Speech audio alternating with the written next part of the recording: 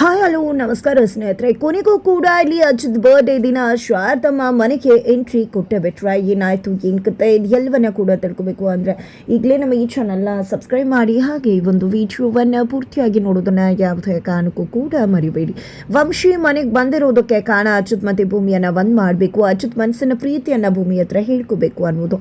ಆದರೆ ಇಲ್ಲಿ ವಂಶಿಯ ವಿಷಯ ಗೊತ್ತಾಗ್ತದಾಗೆ ಅಜಿತ್ ಸತ್ಯಣ್ಣನ ವಿರುದ್ಧ ಸೆಳೆದಿರ್ತಾರೆ.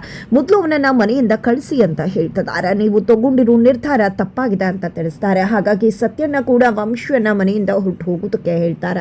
ತಾನು ತಗೊಂಡ ಕೆಲಸವನ್ನ ಕಂಪ್ಲೀಟ್ ಮಾಡದ ಹೊರತು ಯಾರೇ ಹೇಳಿದ್ರು ನಾನು ಹೋಗುದಿಲ್ಲ, ಆಡ್ಸು ಗೊಂಬೆ ಅನ್ಕೊಂಡಿದ್ರ ಅನ್ನೋ ಒಂದು ಪ್ರಶ್ನೆಯನ್ನ ರೈಸ್ ಮಾಡ್ತಾರೆ ವಂಶಿ. ತದನಂತರ ಇಲ್ಲಿ ಅಚ್ಯುತ್ ಮತ್ತೆ ಸತ್ಯಣ್ಣ ಇಬ್ರು ಕೂಡ ಬಂದಿದ್ದೆ ವಂಶಿ ಹತ್ರ ಮಾತನಾಡೋಕೆ ಮುಂದಾಗ್ತಾರೆ. ಈ ಕಡೆ ಅಚ್ಯುತ್ ರಗಡ್ ಆಗಿ ಬಿಹೇವ್ ಮಾಡಿದ್ರೆ ಸತ್ಯಣ್ಣ ರಿಕ್ವೆಸ್ಟ್ ಮಾಡ್ಕೋತಾರೆ. ಬಟ್ ವಂಶಿ ಮಾತ್ರ ನಿಮ್ಮಿಬ್ಬರ ಮದುವೆ ಫೇಕ್ ಅನ್ನೋದನ್ನ ಇಡೀ ಮನೆಯವ್ರ ಮುಂದೆ ಹೇಳಿ ಆಗ ನಾನು ಹೊರಡ್ಬೇಕಾಗತ್ತೆ ಅಂತ ಹೇಳಿ ತಿಳಿಸ್ತಾರೆ. ಇವರ ಒಂದು ಕಾನ್ವರ್ಸೇಷನ್ ಅನ್ನ ಕೇಳಿಸ್ಕೊಂಡಂತ ಅಪ್ಪು ಎಲ್ಲರ ಹತ್ರ ಕೂಡ ಬಂದಿದ್ದೆ, ನಾನು ಅನ್ಕೊಂಡಿದ್ ನಿಜ ಆಯ್ತು, ಅಚ್ಯುತ್ ಮತ್ತೆ ಭೂಮಿ ಮದುವೆನೇ ಆಗಿಲ್ಲ, ಇದೆಲ್ಲವನ್ನ ಕೂಡ ನಾನು ಕೇಳಿಸ್ಕೊಂಡು ಬಂದಿದ್ದೀನಿ, ಅಲ್ಲಿ ಸತ್ಯನ ಅಚ್ಯುತ್ ಹಾಗೆ ಬಂದಿರೋ ವಂಶಿ ಮಾತನಾಡ್ತಿದ್ರು ಅಂತ ಹೇಳಿದಾಗ ಇಲ್ಲಿ ವಂಶಿ ಅಚ್ಯುತ್ ಸತ್ಯನ ಕೂಡ ಅಲ್ಲಿಂದ ಬರ್ತಾರೆ. ಈ ಕಡೆ ಭೂಮಿ ಕೂಡ ಅಲ್ಲೇ ಇದ್ದಾಳೆ. ಈ ಕಡೆ ಏನು ಅಚ್ಯುತ ನೀವು ಮಾತಾಡ್ತಿದ್ದದ್ದು ನಿಜನಾ? ಹಾಗಿದ್ರೆ ನೀನು ಮತ್ತೆ ಭೂಮಿ ಮದುವೆನೇ ಆಗಿಲ್ವಾ? ಅಪ್ಪು ಅನುಮಾನ ಪಟ್ಟಿದ್ ಸತ್ಯ ಆಗೋಯ್ತಾ ಅಂತ ಹೇಳಿ ಇಡೀ ಮನೆ ಪ್ರಶ್ನೆ ಮಾಡ್ತದ. ಈ ಕಡೆ ವಂಶಿ ಅದಕ್ಕೆ ಉತ್ತರ ಕೊಡುವುದಕ್ಕೆ ಮುಂದಾಗ್ತಾರೆ. ಅವರು ಕೇಳಿಸ್ಕೊಂಡಿದ್ ನಿಜ ಆದ್ರೂ ಆ ಉದ್ದೇಶ ಏನು, ಯಾಕೆ ಮಾತಾಡಿದ್ವಿ, ಅದರಿಂದ ಏನಿತ್ತು ಕಾರಣ ಅನ್ನೋದು ಗೊತ್ತಿದ್ಯಾ ಅಂತ ಹೇಳಿ ಅದನ್ನ ಸ್ವಲ್ಪ ಡೈಲ್ಯೂಟ್ ಮಾಡೋಕೆ ಯೋಚನೆ ಮಾಡ್ತಾರೆ. ಬಟ್ ಅದು ಸಾಧ್ಯ ಆಗೋದಿಲ್ಲ, ಯಾಕಂದ್ರೆ ನಾನು ಮಾತಾಡ್ತಿರೋದು ನನ್ನ ಮಗ ಅಜಿತ್ ಅಂತ ಹೇಳಿ ಸಂಗೀತ್ ಅವರು ಹೇಳ್ಬಿಡ್ತಾರೆ. ಈ ಕಡೆ ವಂಶಿ ಸೈಲೆಂಟ್ ಆಗ್ಬೇಕಾಗತ್ತೆ, ಅಜಿತ್ಗೆ ಏನು ಹೇಳಬೇಕು ಅಂತ ಗೊತ್ತಾಗ್ತಿಲ್ಲ. ಈ ಕಡೆ ಭೂಮಿ ಅಂತೂ ಸಮಯ ಬಂತು, ಮುಗೀತು, ಇವತ್ತೆಲ್ಲರಿಗೂ ಸತ್ಯ ಹೇಳೇ ಬಿಡಬೇಕು ಅಜಿತ್ ಸಾಹೇಬ್ರೆ ಅಂತ ಮನಸ್ಸಲ್ಲೇ ಅನ್ಕೋತಾಳೆ. ಇತ್ತ ಕಡೆ ಅಜಿತ್ ಕೂಡ ಭೂಮಿಯ ಮತ್ತೆ ತನ್ನ ಮದುವೆ ಒಂದು ಫೇಕ್ ಮ್ಯಾರೇಜ್, ಕಾಂಟ್ರಾಕ್ಟ್ ಮ್ಯಾರೇಜ್ ಅನ್ನೋ ವಿಷಯವನ್ನ ಮನೆಯವ್ರ ಮುಂದೆ ಹೇಳ್ಬಿಡೋಣ ಅಂತ ಅನ್ಕೋತಾರೆ. ಬಟ್ ಅದಕ್ಕೂ ಮಿಕ್ಕಿಲಾಗಿ ನನ್ನ ಪ್ರೀತಿಯನ್ನು ಭೂಮಿ ಬಳಿ ಹೇಳ್ಕೊಳ್ಳೋಣ ಅಂತ ನಿರ್ಧಾರ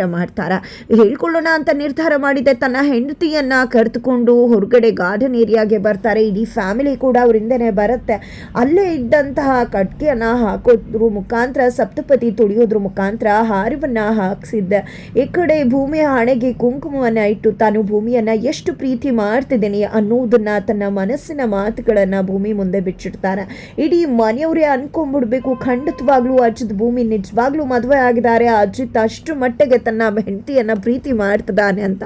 ಆ ರೀತಿಯಾಗಿ ಅಜಿತ್ ತನ್ನ ಮನಸ್ಸಿನ ಪ್ರೀತಿಯ ನಿವೇದನೆಯನ್ನ ಮಾಡ್ಕೋತಾರೆ ಭೂಮಿ ಮುಂದೆ. ಈ ಕಡೆ ಎಲ್ಲರೂ ಕೂಡ ಗಪ್ಚುಪ್ ಆಗ್ಬಿಡ್ತಾರೆ. ಕೊನೆಗೂ ಅಜಿತ್ ಮತ್ತೆ ಭೂಮಿ ಮದುವೆ ಆಗಿರೋದು ನಿಜ. ಈ ವಂಶಿ ಯಾಕೆ ನನ್ನ ಮಗನ ಮೇಲೆ ಡೌಟ್ ಪಟ್ಟ ಅಂತ ಹೇಳಿ ಸಂಗೀತ್ ಅವರು ಕೋಪ ಮಾಡ್ಕೋತಾರೆ. ಇನ್ನು ಮುಂದೆ ನೀನು ಯಾವುದೇ ಕಾರಣಕ್ಕೂ ನನ್ನ ಮನೇಲಿ ಇರೋದು ಬೇಡ ಅಂತಾರೆ. ಬಟ್ ಅಜಿತ್ ಏನೋ ಮಾತಾಡೋಕೆ ಮುಂದಾದಾಗ ವಂಶಿನೇ ತಡೀತಾರೆ. ಸರಿ ಆಯ್ತು, ನಾನು ಹೊರಡ್ತೀನಿ ಅಂತ ಹೇಳಿ ಎಲ್ಲರ ಆಶೀರ್ವಾದ ತಗೋತಾರೆ. ಅಜ್ಜಿ ಸಂಗೀತ್ ಅವರು ಆಶೀರ್ವಾದನೆ ಸರಿಯಾಗಿ ಮಾಡುವುದಿಲ್ಲ. ಅವ್ರಿಗೆ ತಮ್ಮ ಮಗನ ಮೇಲೆ ಸುಳ್ಳಿನ ಮದುವೆ ಆಗಿದೆ ಅಂತ ಅನುಮಾನ ಪಟ್ಟರು ಅನ್ನೋ ಒಂದು ಕೋಪ ಇದೆ, ಹಾಗಾಗಿ ಆಶೀರ್ವಾದ ಮಾಡುವುದಿಲ್ಲ.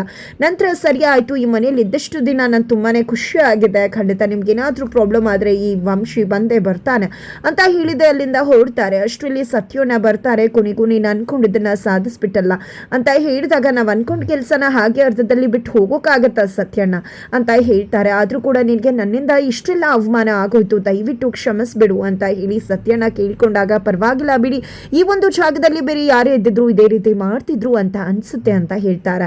ತದನಂತರ ಅಚ್ಯುತ್ ಕೂಡ ಬಂದಿದ್ದೆ, ದಯವಿಟ್ಟು ನನ್ನ ಕ್ಷಮಿಸ್ಬಿಡು ಗೆಳೆಯ, ಸಾರಿ, ಖಂಡಿತವಾಗ್ಲೂ ನೀನು ಯಾವ ಉದ್ದೇಶಕ್ಕೆ ಬಂದಿದ್ದೆ ಅನ್ನೋದು ಇವಾಗ ಗೊತ್ತಾಗ್ತಿದೆ, ಖಂಡಿತ ನನ್ನ ಮನಸ್ಸನ್ನ ಹಗುರ ಮಾಡಿಬಿಟ್ಟೆ ನೀನು ಅಂತ ಹೇಳಿ ಅಚ್ಯುತ್ ಹೇಳ್ತಾರೆ. ನಂತರ ಇದೇನೋ ಆಯ್ತು, ಆದ್ರೆ ನಿಜಕ್ಕೂ ನಿಮ್ಮ ಮನಸ್ಸಿನ ಮಾತು ನಿಜ ಅನ್ನೋದನ್ನ ನಿಮ್ಮ ಹೆಂಡತಿ ಭೂಮಿ ಅವ್ರಿಗೆ ಅರ್ಥ ಮಾಡಿಸ್ಬೇಕು, ಆದಷ್ಟು ಬೇಗ ಅರ್ಥ ಮಾಡಿಸಿ.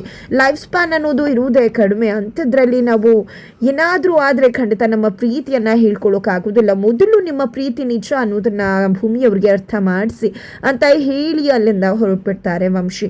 ತದನಂತರ ಇಲ್ಲಿ ಭೂಮಿ ಕೂಡ ತಾಳಿಯನ್ನೇ ನೋಡ್ತಿದ್ದಾಳೆ, ಕೃಷ್ಣನ್ ಮುಂದೆ ನಿಂತಿದ್ದಾಳೆ. ಅಷ್ಟರಲ್ಲಿ ಅಚ್ಯುತ್ ಬಂದಿದ್ದೆ, ಏನು ಸಾಹೇಬ್ರೆ ನೀವು ಯಾಕೆ ರೀತಿ ಮಾಡಿಬಿಟ್ರೆ, ನಿಜಕ್ಕೂ ಕೂಡ ನನಗೆ ಹೇಗಾಗ್ತದೆ ಗೊತ್ತಾ, ಹೇಗೆ ಈ ರೀತಿ ಎಲ್ಲ ಆಗೋದಕ್ಕೆ ಸಾಧ್ಯ, ವಂಶಿಯವ್ರಿಗೆ ನಮ್ಮಿಬ್ರು ಕಾಂಟ್ರಾಕ್ಟ್ ಮ್ಯಾರೇಜ್ ಬಗ್ಗೆ ಹೇಗೆ ಗೊತ್ತಾಗೋದಕ್ಕೆ ಸಾಧ್ಯ, ನೀವು ಯಾಕೆ ಆ ವಿಷಯ ಮಾತಾಡ್ತಿದ್ರಿ, ಅಪ್ಪು ಯಾಕೆ ಅದನ್ನು ಕೇಳಿಸ್ಕೊಂಡ್ರು ಅಂತ ಭೂಮಿ ಹೇಳಿದಾಗ ಸತ್ಯನ ಮಾಡಿದ ಎಲ್ಲ ಪ್ಲ್ಯಾನನ್ನು ಇಲ್ಲಿ ಅಚ್ಯುತ್ ಭೂಮಿ ಮುಂದೆ ತಿಳಿಪಡಿಸ್ತಾರೆ. ಇದೆಲ್ಲದಕ್ಕೂ ಕೂಡ ಕಾರಣ ಸತ್ಯನ, ನಮ್ಮಿಬ್ಬರ ಒಂದು ಮನಸ್ಸಿನ ಪ್ರೀತಿಯನ್ನು ಹೊರಗಡೆ ತೆಗೆದು ನಮ್ಮನ್ನು ಒಂದು ಮಾಡಬೇಕು ಅನ್ನೋದು ಅವ್ರ ಉದ್ದೇಶ ಆಗಿತ್ತು ಅಂದಾಗ ಏನು ಸತ್ಯನ ನಮ್ಮ ಹತ್ರ ಸಾರಿ ಕೇಳಬೇಕು, ಇಲ್ಲದೆ ಇರೋದನ್ನೆಲ್ಲ ಯಾಕೆ ಅನ್ಕೋತಿದ್ದಾರೆ ಅಂತ ಹೇಳ್ತಾಳೆ. ಆದರೂ ಕೂಡ ನೀವು ಅಲ್ಲಿ ಹೇಳಿದ್ರಲ್ವಾ, ಪ್ರತಿಯೊಂದು ಮಾತು ಕೂಡ ಕೇಳಿಸ್ಕೊಂಡು ನನ್ನ ಕಣ್ಣು ತುಂಬ ಹೋಯಿತು. ನೀವು ಯಾರಾದರೂ ಪ್ರೀತಿ ಮಾಡ್ತಾ ಅವ್ರ ಮುಂದೆ ಇದನ್ನು ಹೇಳಿದರೆ ಖಂಡಿತ ಅವ್ರು ನಿಮ್ಮನ್ನು ಬಿಟ್ಟೇ ಹೋಗ್ತಿರ್ಲಿಲ್ಲ. ಪ್ರತಿಯೊಂದು ನಿಮ್ಮ ಮನಸ್ಸಿಂದಾನೇ ಬಂದಾಗಿತ್ತು. ಅಷ್ಟು ಪ್ರಾಕ್ಟೀಸ್ ಮಾಡಿದ್ರಿ ಅಂತಾನೆ ಅನ್ನಿಸ್ಲಿಲ್ಲ, ಎಲ್ಲ ನ್ಯಾಚುರಲ್ ಆಗಿತ್ತು. ತುಂಬ ಚೆನ್ನಾಗಿ ಆ್ಯಕ್ಟ್ ಮಾಡಿದ್ರಿ ಅಂತ ಹೇಳಿಬಿಡ್ತಾಳೆ. ತನ್ನ ಮನಸ್ಸಿನ ಮಾತನ್ನು ಹೇಳ್ಕೊಂಡಿದ್ದು. ಬಟ್ ಅಚ್ಯುತ ಅಲ್ಲೂ ಕೂಡ ಭೂಮಿ ಮನೆಯವ್ರನ್ನ ನಂಬಿಸೋದಕ್ಕೆ, ಆ ಒಂದು ಪರಿಸ್ಥಿತಿಯನ್ನು ಹೊರಗಡೆ ಬರೋದಕ್ಕೆ ಈ ರೀತಿ ಮಾಡಿದ್ದಾರೆ ಅಂತಾನೆ ಭಾವಿಸ್ಬಿಡ್ತಾಳೆ. ತದನಂತರ ಈ ಕಡೆ ಅಚ್ಯುತ್ಗೆ ಏನು ಹೇಳಬೇಕು ಮಾಡಬೇಕು ಅಂತಾನೆ ಗೊತ್ತಾಗೋದಿಲ್ಲ. ನಂತರ ಬೆಳಗ್ಗೆ ಆಗ್ತಿದ್ದಾಗನೇ ಇಲ್ಲಿ ಅಚ್ಯುತ್ ಬರ್ಡೇ ಇದೆ. ಬಟ್ ಇಡೀ ಫ್ಯಾಮಿಲಿ ಅಚ್ಯುತ್ ಬರ್ಡೇ ವಿಷಯವನ್ನೇ ಮಾತಾಡೋದಕ್ಕೆ ಹೆದರ್ಕೊತಿದ್ದಾರೆ. ಈ ಬಾರಿ ಆದರೂ ಅಣ್ಣನ ಬರ್ಡೇ ಮಾಡೋಣ, ಅಣ್ಣನ ಹತ್ರ ನಾನು ಮಾತಾಡ್ತೀನಿ ಅಂತ ನಚ್ಚಿ ಹೇಳಿದಕ್ಕೆ ಬೇಡ ನಿಮ್ಮ ಅಣ್ಣನ ಹತ್ರ ಏನು ಬರ್ಡೇ ವಿಷಯ ಮಾತಾಡ್ಬೇಡ, ಆಮೇಲೆ ಸುಮ್ಮನೆ ಕಿರಿಕ ಆಗ್ಬಿಡತ್ತೆ, ಮತ್ತೆ ಅವ್ನ ಮನಸ್ಥಿತಿ ಹಾಳಾಗ್ಬಿಡುತ್ತೆ ಅಂತ ಅಪ್ಪ ಅಮ್ಮ ತಿಳಿಸ್ತಾರೆ. ಇತ್ತ ಕಡೆ ಭೂಮಿ ಅಚ್ಯುತ್ಗೆ ಪಿಂಕ್ ಡ್ರೆಸ್ ಹಾಕೊಂಡು ಹೋಗಬೇಕು ಅನ್ನೋದು ಜಾತಕದವರು ಹೇಳಿದ್ದಾರೆ. ಜಾತಕದಲ್ಲಿ ಇವತ್ತು ಬಂದಿದೆ, ಜ್ಯೋತಿಷಿಗಳು ತಿಳಿಸಿದ್ದಾರೆ. ಹಾಗಾಗಿ ಪಿಂಕ್ ಪಟ್ಟಿಯನ್ನೇ ತೆಗಿಯೋಣ ಅಂತ ಹೇಳಿ ತೆಗಿಯೋಕೆ ಮುಂದಾಗ್ತಿರ್ತಾಳೆ. ಅಷ್ಟರಲ್ಲಿ ಅವರ ಮಾರ್ಕ್ಸ್ ಕಾರ್ಡ್ ಕೆಳಗಡೆ ಬೀಳುತ್ತೆ. ಅಚ್ಯುತ್ ಮಾರ್ಕ್ಸ್ ಕಾರ್ಡನ್ನು ನೋಡಿದ್ರೆ ಅವಳಿಗೆ ಗೊತ್ತಾಗ್ಬಿಡುತ್ತೆ ಇವತ್ತು ಸಾಹೇಬ್ರು ಬರ್ಡೇ ಅನ್ನೋದು. ಹಾಗಾಗಿ ಅಚ್ಯುತ್ ಸ್ನಾನ ಮಾಡ್ಕೊಂಡು ಬರ್ತಿದ್ದಾಗೆ ಹ್ಯಾಪಿ ಬರ್ಡೇ ಸಾಹೇಬ್ರಿ ಅಂತ ಹೇಳಿದ ತಕ್ಷಣ ಅಚ್ಯುತ್ ಕೆಂಡಾಮಂಡಲ ಆಗ್ತಾರೆ. ಇವತ್ತು ನಿಮ್ಮ ಬರ್ಡೇ, ಮನೆಯವ್ರಿಗೆ ಎಲ್ರಿಗೂ ಕೂಡ ಹೇಳ್ತೀನಿ, ಮರ್ತು ಹೋಗಿರ್ಬೇಕು ಅಂತ ಹೇಳಿದಾಗ ನೀನು ಯಾವುದೇ ಕಾರಣಕ್ಕೂ ಮನೆಯವ್ರಿಗೆ ಈ ಒಂದು ವಿಷಯವನ್ನ ತಿಳಿಸಬಾರ್ದು ಅಂತ ಹೇಳ್ತಾರೆ. ಆದರೂ ಭೂಮಿ ತನ್ನ ಎಂದಿನ ಮಾತನಂತೆ ತಿಳಿಸ್ತೀನಿ ಅಂದಾಗ ಈ ಕಡೆ ಅಚ್ಯುತ್ ರೇಗ್ ಬಿಡ್ತಾರೆ. ಒಂದೇ ಕ್ಷಣಕ್ಕೆ ಭೂಮಿ ಬೆಚ್ಚು ಬೀಳ್ತಾರೆ. ನಂತರ ಈ ಕಡೆ ಅಚ್ಯುತ್ ಹೋಗ್ತಿದ್ದಾರೆ. ಭೂಮಿ ಬಾ ಹೋಗೋಣ ಅಂತ ಹೇಳ್ತಾರೆ. ಅಷ್ಟರಲ್ಲಿ ಫೋನ್ ಮಾಡ್ತಾರೆ. ನಾನು ಒಂದು ಫೋಟೋ ಕಳಿಸ್ಕೊಟ್ಟಿದ್ದೆ ಚಿಕ್ಕದ್ರು, ಅದನ್ನು ಒಂದು ಜನರೇಟ್ ಮಾಡಿ ಆದಷ್ಟು ಬೇಗ ಫೋಟೋ ಕಳಿಸ್ಕೊಡಿ, ನಂಗೆ ಇವತ್ತೇ ಬೇಕು ಅಂತ ಹೇಳಿ ಅಚ್ಯುತ್ ಕೇಳ್ತಿದ್ದಾರೆ. ಅದರ ನಡುವೆ ಇದ್ದ ಕಡೆ ಸಂಗೀತವರು ಭೂಮಿಯನ್ನು ಕರೀತಾರೆ. ಯಾಕೆ ಅಚ್ಯುತ ಬೇಗ ಹೋಗ್ತಿದ್ದಾನೆ ಅಂತ ಹೇಳಿದಾಗ ಅದೇನೋ ಗೊತ್ತಿಲ್ಲ ಹೋಗ್ತಿದ್ದಾರೆ ಅಂತ ಹೇಳ್ತಾಳೆ. ಜೊತೆಗೆ ಅಚ್ಯುತ್ ಸಾಹೇಬ್ರು ಬರ್ಡೇ ಅತ್ತೆ ಗೊತ್ತಿಲ್ವಾ ನಿಮಗೆ ಅಂದಾಗ, ಯಾಕೆ ನಿನಗೆ ಗೊತ್ತಿರ್ಲಿಲ್ವಾ ಅಂದಾಗ, ಡೇಟ್ ಮರ್ತು ಹೋಗಿತ್ತು ಅತ್ತೆ, ಯಾಕೆ ನೀವು ಯಾರು ವಿಶ್ ಮಾಡ್ತಿಲ್ಲ ಅಂದಾಗ, ನೀನು ಸುಮ್ಮನಿರು ಅಂತ ಹೇಳಿ ಸಂಗೀತ ಅವರು ಭೂಮಿಯನ್ನು ಸೈಲೆಂಟ್ ಮಾಡ್ತಿದ್ದಾರೆ. ಯಾಕತ್ತೆ ಅವರು ಕೂಡ ಕೋಪ ಮಾಡ್ಕೋತಾರೆ, ಯಾಕೆ ಅಂತದ್ದು ಏನು ನಡೆದಿದೆ ಅಂತ ಕೇಳಿದ್ರೆ ಅಷ್ಟರಲ್ಲಿ ಅಚ್ಯುತ ಭೂಮಿ ಅಂತ ಹೇಳಿ ಪೊಲೀಸ್ ಸ್ಟೇಷನ್ಗೆ ಕರೆದುಕೊಂಡು ಹೋಗ್ಬಿಡ್ತಾರೆ. ನಂತರ ಇಲ್ಲಿ ಸತ್ಯಣ್ಣನ ಹತ್ರ ಭೂಮಿ ಬರ್ತಾಳೆ. ಯಾಕೆ ಅಚ್ಯುತ್ ಸಾಹೇಬ್ರು ಆ ಬರ್ಡೇ ವಿಷಯದಲ್ಲಿ ಈ ರೀತಿ ನಡ್ಕೋತಿದ್ದಾರೆ ಅಂಥದ್ದು ಏನು ನಡೀತು ಅವ್ರ ಬರ್ಡೇ ದಿನ ನಾನು ಸಾಹಿತ್ಯ ಬಿಟ್ಟು ಹೋಗಿದ್ದು, ಅದಕ್ಕೆ ಈ ರೀತಿ ನಡ್ಕೋತಿದ್ದಾರ ಅಂತ ಹೇಳಿ ಕೇಳಿದಾಗ ಸತ್ಯಣ್ಣ ಇಲ್ಲ ಅಲ್ಲಿದ್ದಾರಲ್ವ ಅವರು ಬಿಟ್ಟು ಹೋಗಿದ್ದು ಅಂತ ಹೇಳ್ತಾರೆ.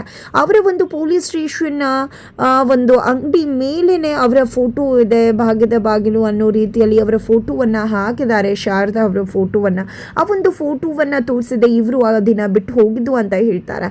ಈ ಕಡೆ ಕವಿತಕ್ಕ ಅವ್ರಿ ಅನ್ನೋ ವಿಷಯ ಇಲ್ಲಿ ನಿಜಕ್ಕೂ ಕೂಡ ಲಕ್ಷ್ಮಕ್ಕಂಗೂ ಕೂಡ ಗೊತ್ತಾಗ್ತದೆ ಆ ಒಂದು ಫೋಟೋವನ್ನು ನೋಡ್ತಿದ್ದಾಗೆ. ಹಾಗಿದ್ರೆ ಕೊನೆಗೂ ಭೂಮಿ ಮತ್ತೆ ಅಚ್ಯುತ್ ಹೋಗಿ ಲಕ್ಷ್ಮಕ್ಕನ ಮನೆಗೆ ಹೋಗಿದ್ದ ಶಾರದಾ ಅವ್ರನ್ನ ಕರ್ಕೊಂಡು ಮನೆಗೆ ವಾಪಸ್ ಕರ್ಕೊಂಡು ಬರ್ತಾರ ಅನ್ನೋದನ್ನ ಕೂಡ ಕಾದು ನೋಡ್ಬೇಕಾಗ್ತದೆ.